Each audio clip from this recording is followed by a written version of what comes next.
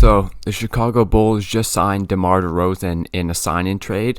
The contract from Shams is 3 years, $85 million, and the Bulls aren't messing around this offseason. Signed Lonzo, and now they're getting DeRozan. They have to give up Thaddeus Young, a future first-round pick, and 2 second-round picks to get the deal done, which obviously it hurts a little bit to lose Thad Young, but DeRozan is certainly the better player. And if I think of the fit, I mean, they're going to be a really good offensive team between LaVine, DeRozan, and Vucevic, and then also having Lonzo and Patrick Williams. So they're going to be a really, really good offensive team. I think the question now is just the defense. Obviously, Patrick Williams, a decent defender. Lonzo's a good defender. And they did sign Alex Caruso, who, by the metrics, is an incredible defender. And by the eye test, is a very good defender. I mean, if I think of the signing, it's about, a bit less than $30 million a year, $28 million a year for DeRozan. Again, maybe a bit of an overpay, but I like how DeRozan has adapted his game as he's aged. Much more of a playmaker, which, they did get Lonzo to address that, but in the NBA these days, you want to have multiple ball handlers and playmakers, and between Lonzo, LaVine, and DeRozan, they have 3 guys who can really create something for others and for themselves, which is something that not many teams have, and that's pretty good. I think this definitely pushes them into definitely being a playoff team in the East. I still definitely think they're behind the Nets and the Bucks, but I think they could convince themselves that they're in the same tier as teams like the Heat and the Celtics and the Hawks. They're certainly very talented. If I think of who will be the main ball handler, who will be bringing the ball up the court, I think it'll be a lot of I think it'll be all 3 of Lonzo, LaVine, and DeRozan. I think there's definitely some potential for more LaVine off-ball stuff now. He's obviously a great shooter, and with Lonzo and DeRozan both being able to handle the ball, I think we'll get more LaVine off-ball stuff. I think maybe it'll be a lot of Lonzo spotting up too, which it's not a bad thing. Lonzo made himself into a good 3-point shooter, and he's more effective as a playmaker and passer in transition. So now that I'm thinking about it, I could see DeRozan as being the main guy for the Bulls in the half court, bringing the ball up, running pick and roll, getting to the mid-range, getting to the basket. He gives them someone who can get to the line, which is important in the modern NBA. I think Vucevic is going to be key to setting screens, and the Bulls, if I think around DeRozan, I think they have great spacing now with Lonzo, LaVine, Patrick Williams, and Vucevic, all good to great 3-point shooters. So I think that's a really, really nice fit, and I think we could see more DeRozan easy baskets and a jump in his efficiency. Yeah, last year he averaged 21.5 points, 4 rebounds, 6 assists. I think the scoring will go down. I could see him averaging like 20 points, 4 rebounds, and 6-7 assists on maybe 52% field goal percentage and decent true shooting because of the free throws he's going to be able to shoot because of the spacing that's going to allow him to get to the rim. I think offensively they're going to be very, very scary between DeRozan, LaVine, and Vucevic. Just so many things they can run.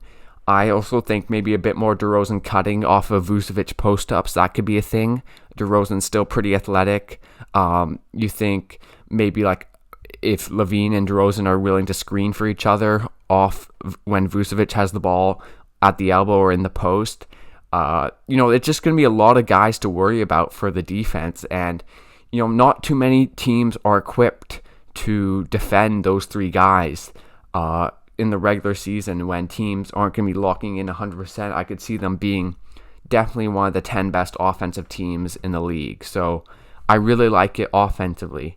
If I talk about the defense, which could be a little bit worse, because if you have Levine, DeRozan, and Vucevic on the court, the trade-off for great offense is average at best defense. And yeah, I think they can just hope to be average at best. They hope, DeRozan has some size. You think between Lonzo, Levine, DeRozan, and Patrick Williams, there's a lot of switchability there. So maybe they could employ like a switching defense where they're not giving up too many threes, and maybe they're vulnerable to quicker guards or bigger bigs, but they're able to switch, and they're able to just defend decently against most teams and be like the 16th best defense in the league. And combine that with a top 10 offense, if I had to predict, they're like maybe like the 5 seed in the East. We'll have to see. Oh, Woj is reporting that Al-Farouq Aminu is also going to the Spurs, which makes sense to make the salaries work. If I talk a bit about the Spurs, I guess. I mean, if DeRozan was leaving, getting a first and 2 seconds is not a bad return. Thad Young, maybe they can flip. If I think of teams that can use them, I mean, a lot of teams, the Nets, of course, but they don't have many assets. Maybe the Clippers using someone who can help them defensively. I'm trying to think off the top of my head. The Raptors could use another someone who can play center and pass pretty well. The Celtics, of course, could use him, though they did trade for Horford. But maybe those two guys could. I don't really know, but yeah, the Spurs can definitely find people who want to take Thad Young, or they can just keep him. We'll see how the Spurs look next season. Yeah, one thing with the Bulls is they still do have Kobe White, who I don't really know how he fits with this roster, especially with Lonzo coming in and with Caruso coming in and providing defense. I mean, I can't see him getting the minutes he wants and the opportunity he wants. So maybe he has value, and maybe they're able to flip him for, I'm not sure, maybe something else that could help them win now. If I think of their needs, do they have a backup center? I know Tice left, so maybe for a backup center, maybe to OKC for Derek Favors. We'll have to see, but the Bulls are in a good position. Giving up the picks, I mean, it's not great, but they already gave up 2 picks for Vucevic, so I think they can't afford to be bad anymore with the amount of picks they've given up, and I don't think they will be. I think they'll be electric offensively. Having Levine, DeRozan, and Vucevic will be dynamic offensively. Lots of spacing around DeRozan, and overall, even though, giving up the picks is not great, and it's a lot of money, I like this move for the Bulls just because of how good they'll be offensively. So we'll see what else they do. We'll see if they can patch up a decent defense, but yeah, I think they're in a good position to certainly make the playoffs next year. But anyways, thanks for watching this video, guys. Leave a like, subscribe to this channel for more NBA content, and I'll see you guys next time.